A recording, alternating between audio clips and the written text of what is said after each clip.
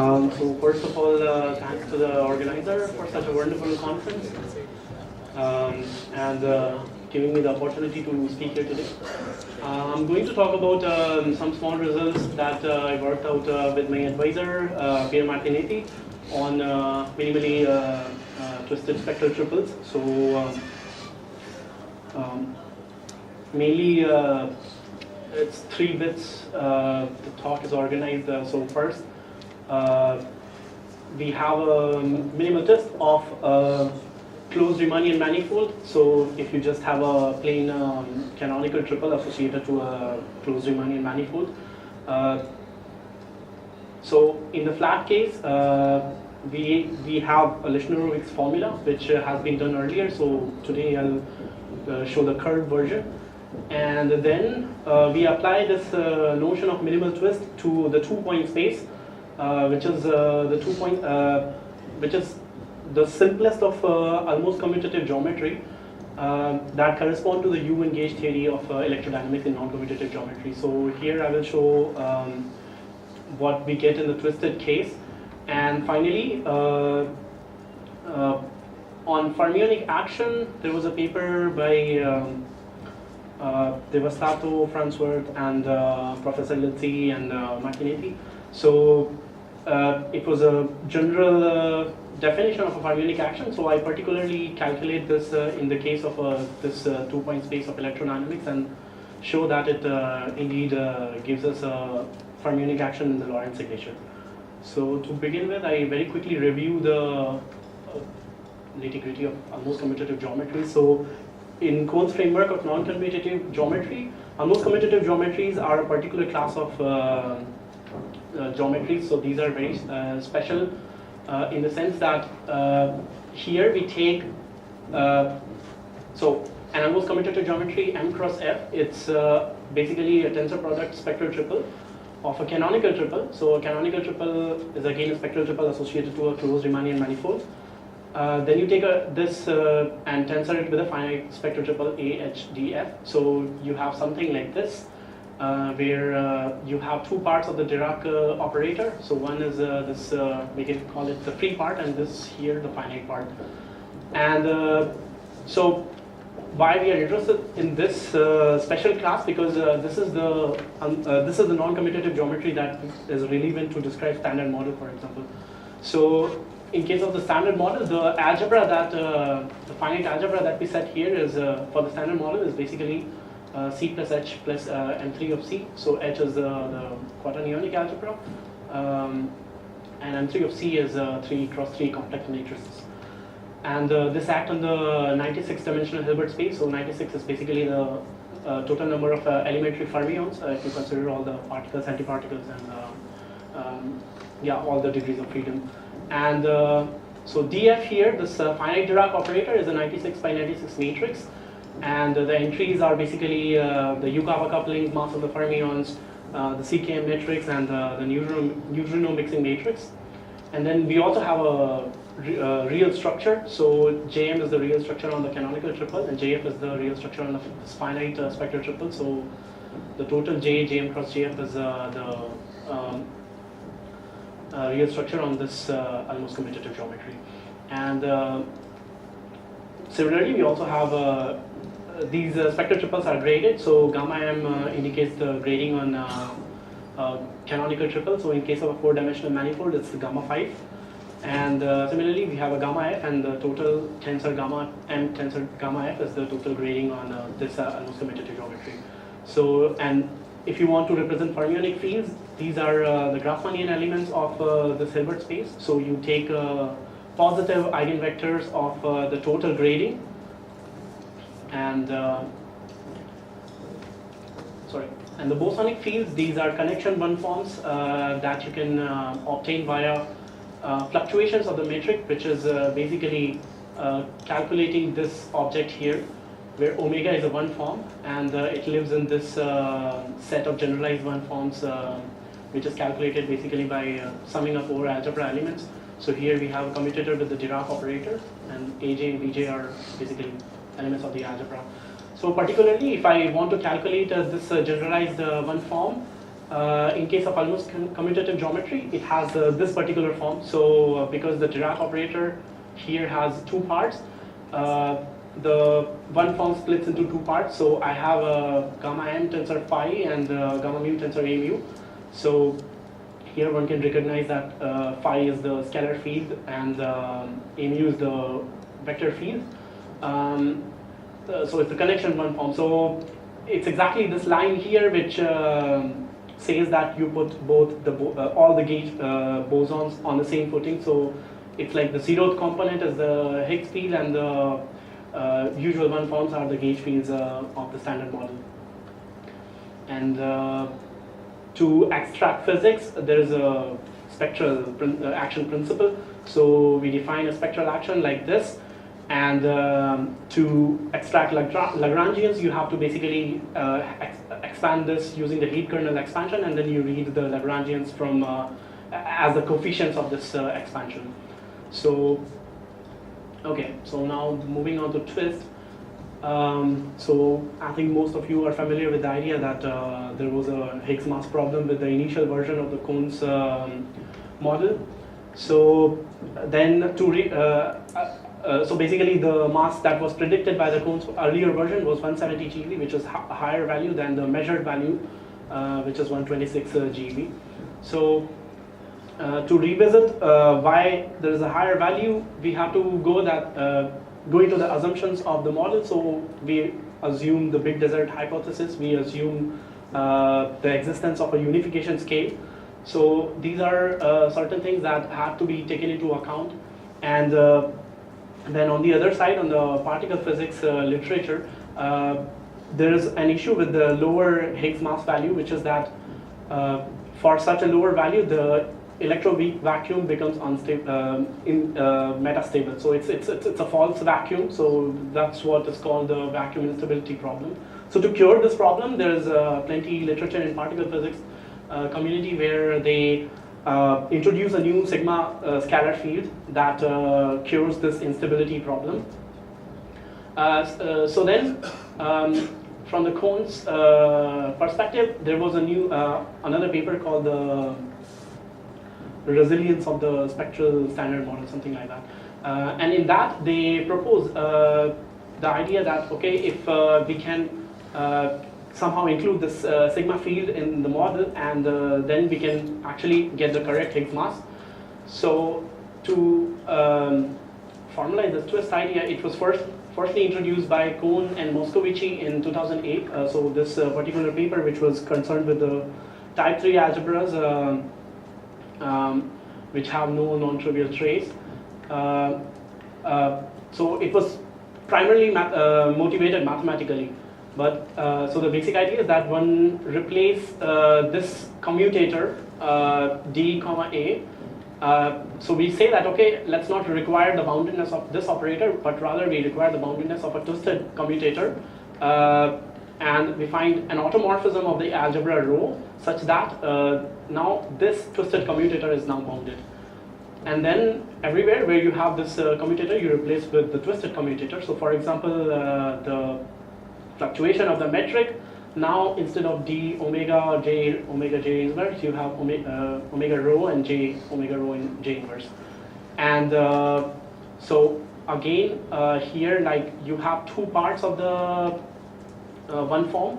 So you expectedly, because of this twisted commutator, there is a vector field x mu that comes out of the free part of the Dirac operator, and a scalar field sigma that comes out from the finite part of the Dirac operator.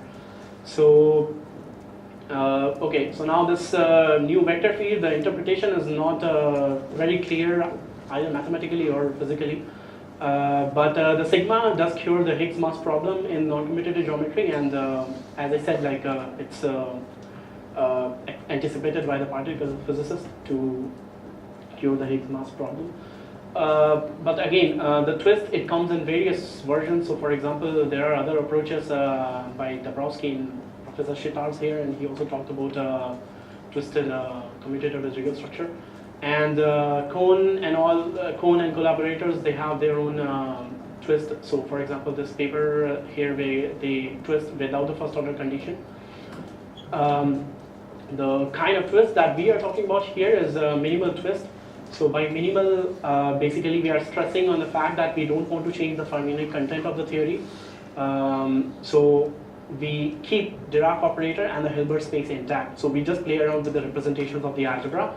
And so the main, the basic idea is basically this paper by Professor Landi and Martinetti. So we define minimal twist of a given spectral triple. So if I have a spectral triple, I can associate to it a twisted spectral, a minimal twisted version. So by a unit of C-star algebra B, and this twisted spectral triple looks like this. So where rho is an automorphism of this tensorial algebra A tensor P, such that the representation has this condition. So the representation of A, which is an element of A tensor, the identity of B is basically the usual representation, the original representation of A of the original algebra. So yeah, so pi and pi naught denote the representation for the twisted spectral triple and the original spectral triple. And to make it more constrained, we talk about minimal twist by grading.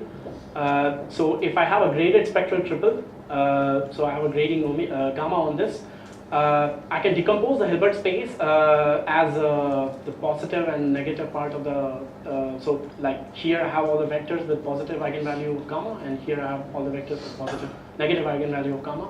So this naturally furnish a representation for this twisted algebra. So twist basically is tensor by C2.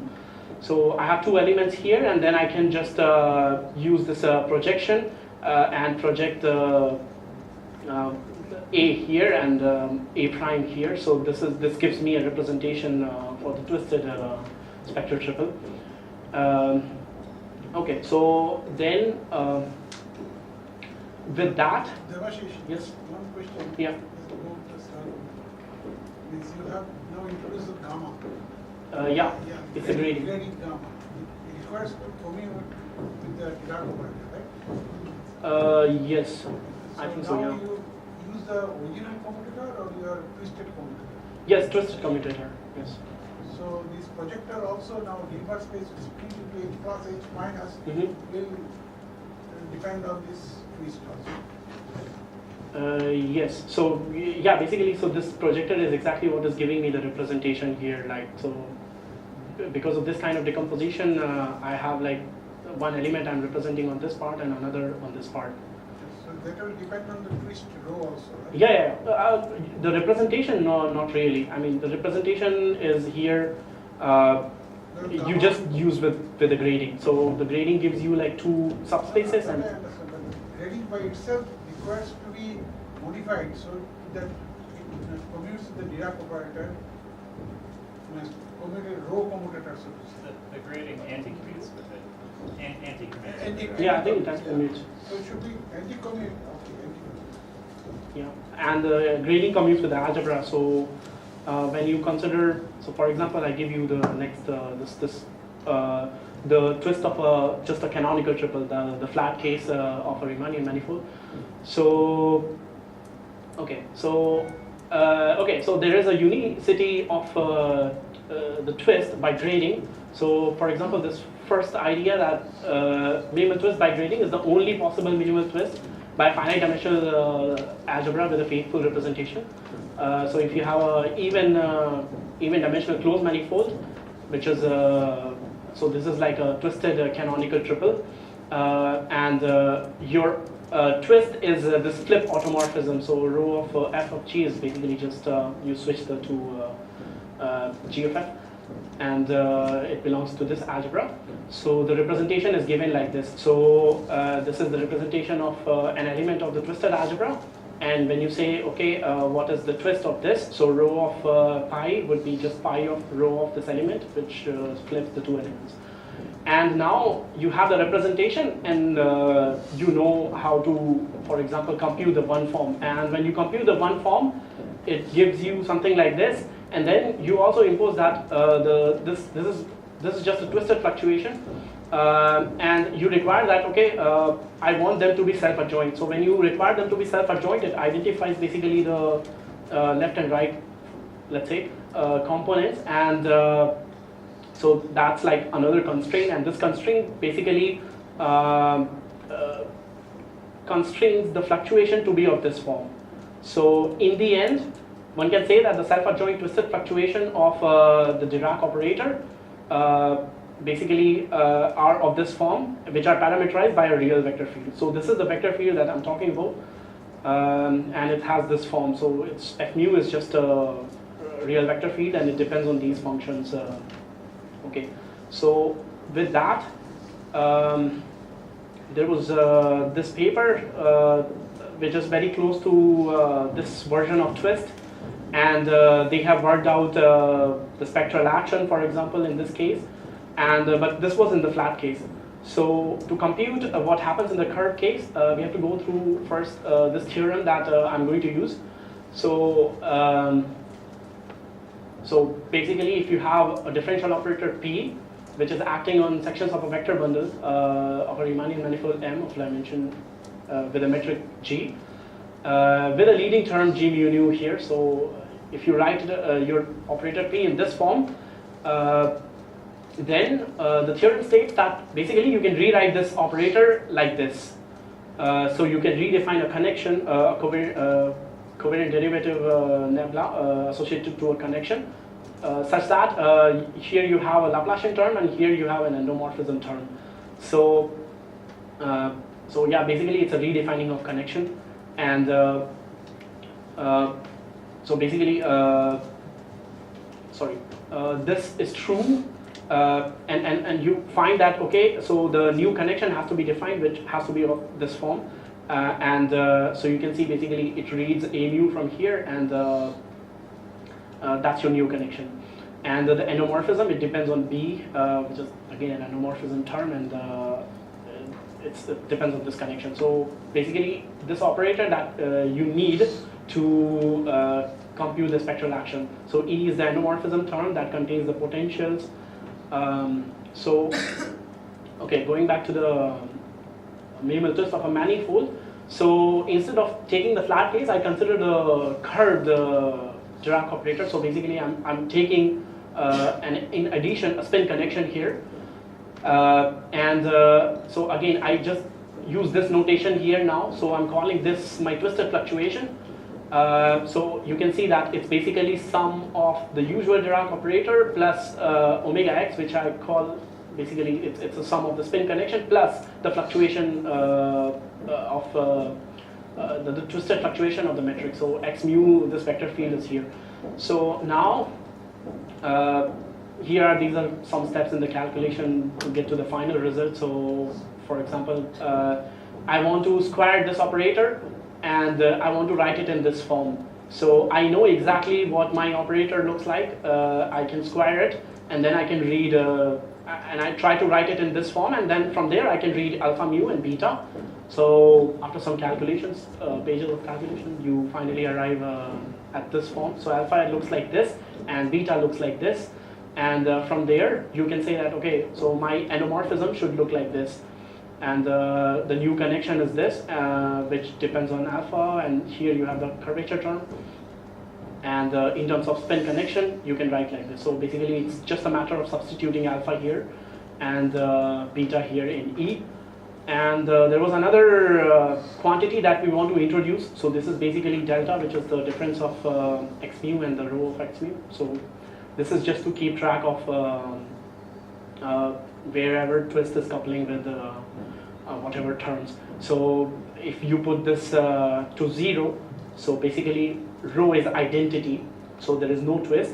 Everywhere there is delta, it will be 0, and so you can come back to the original non-twisted case. So finally, the endomorphism term with containing the potential looks like this. So the only difference between the flat case and this curved case is this term. So you can see that gamma mu, this capital gamma, is 0. These are basically Christoffel symbols. So if you remember, I have defined gamma mu like this. So it's just a contraction of the Christoffel symbols. And so this, so yeah, so basically this is the difference of this vector field with its twist. it's basically quantifying the twist. It couples with the curvature, and so this is the only term, and rest is what exactly you get in the flat case. So fx is the strength of the connection with the field x, and this curly d is the covariant derivative associated with this field.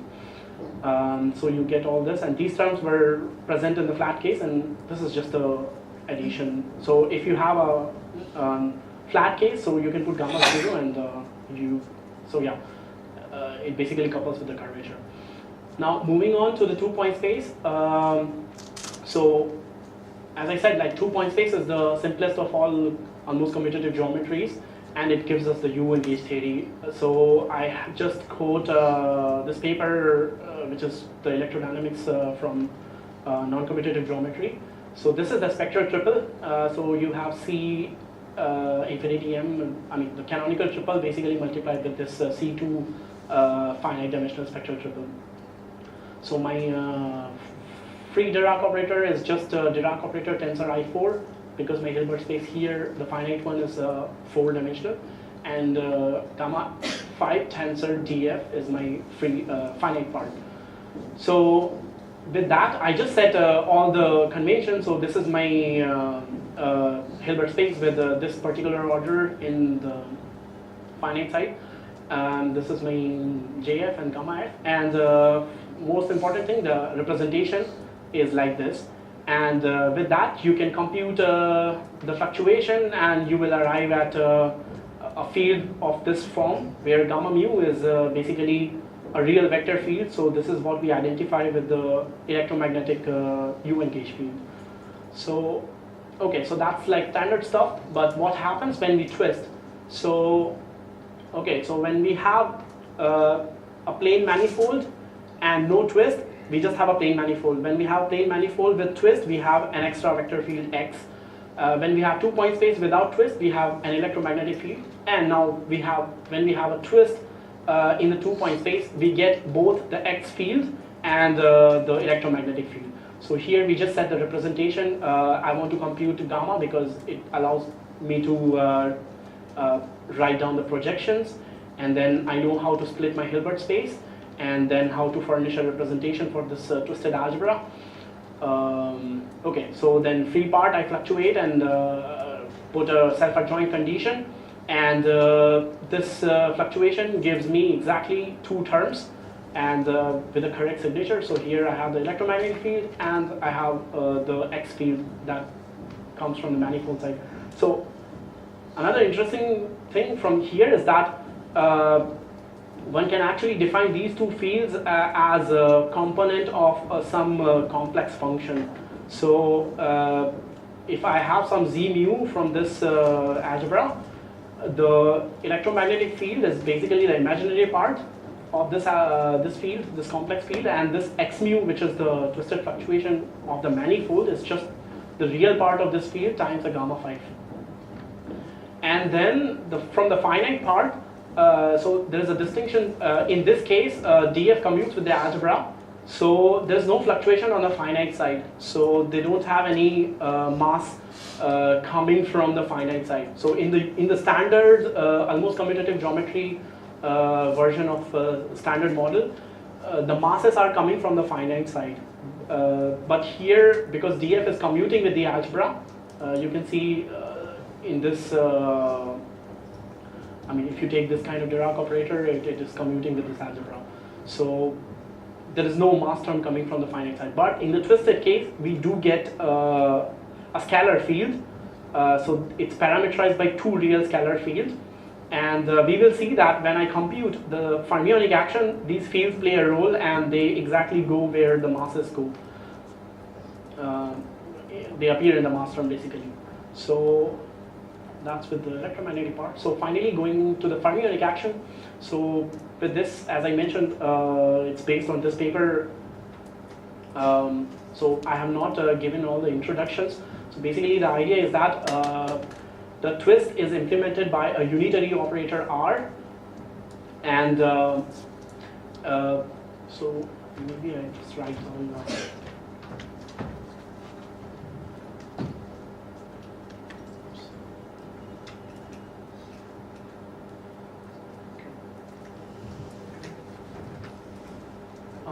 So the fermionic action in the non-twisted case is given by something like this.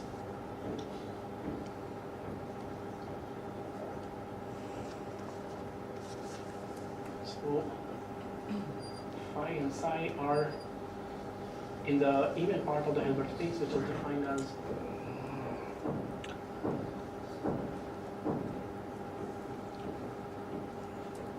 okay, and d omega is the fluctuated Dirac operator.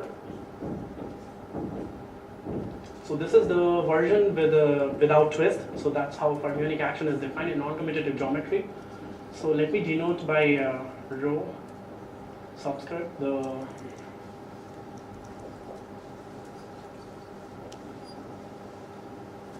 so this is basically implemented by Another question. Yeah. Is Dirac order fluctuation last term project vector of absolute prime? yeah, so because the cases I am interested here in all these cases epsilon is 1, so I did not write it down. What is the KO dimension? It's 2. I mean, for the manifold it's 4. For the 2-point space it's 2. So it's the same signature with the standard model. And I mean, so if you have KO dimension 2 for the 2-point space, it is also for the standard model. So it was a good example to work out, because if you can do things here with this KO dimension, some of these results will transport to for the standard model. So here R is like this, and basically one can see that R is nothing but the usual gamma matrix, because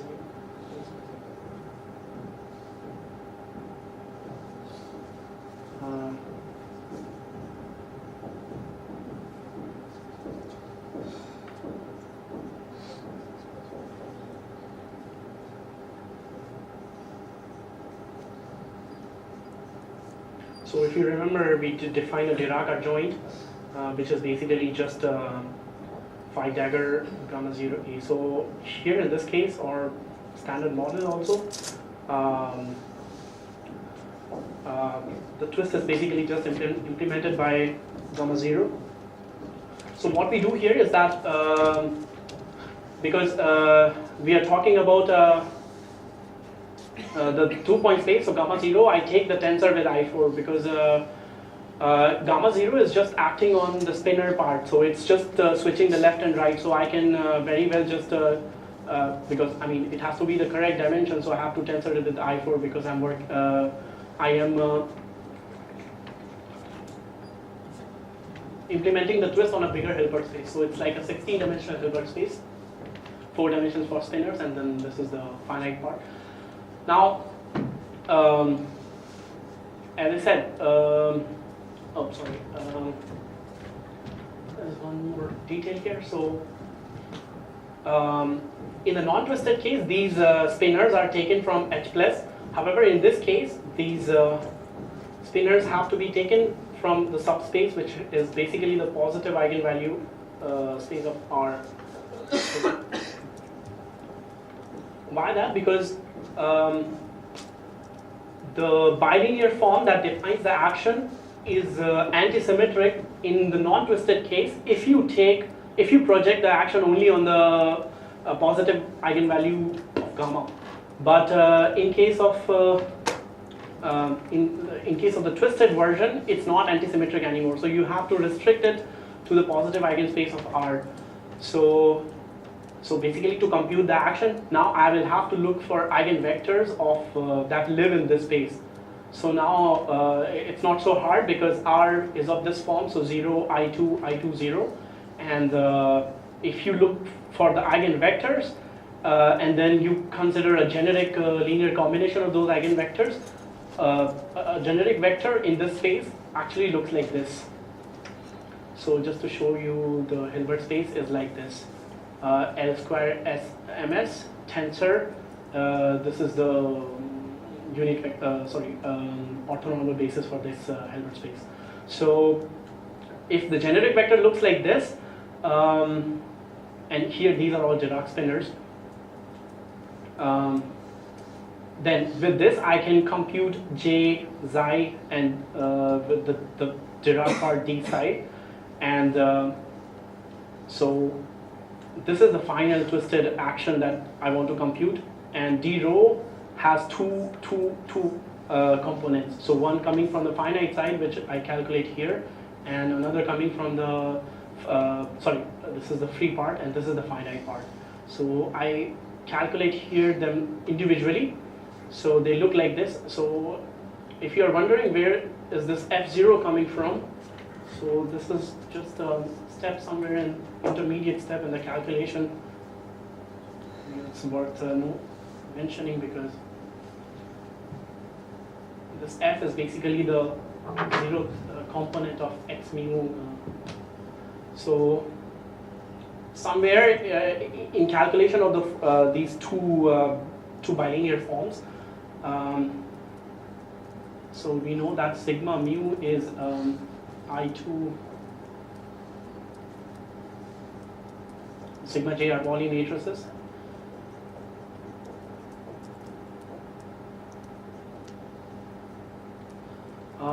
So when you are considering, for example, the first form, you get a combination like this.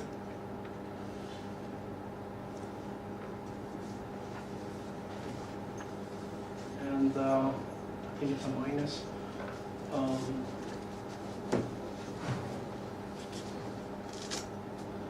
And you know that this is the sigma vector and this is the sigma tilde vector. So when you take the minus, it basically will give you something like, so it eats up the zeroth component, the time derivative, and but because we have the x field, this gives back us not the time component but something like this, because when you sum these two you get twice the identity, or minus, I don't know. So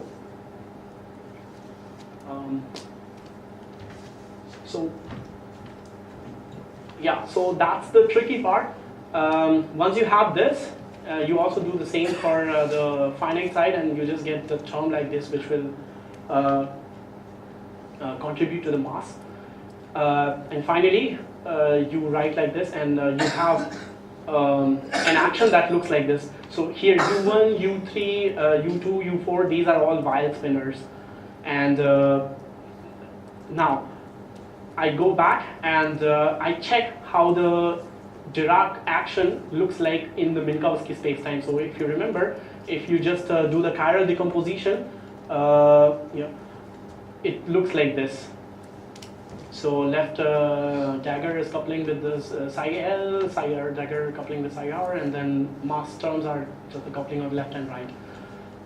Now if I compare this action with the action that I have obtained here, so the space derivatives terms are easier to compare. So here you can expand this and see where the space components go, and here.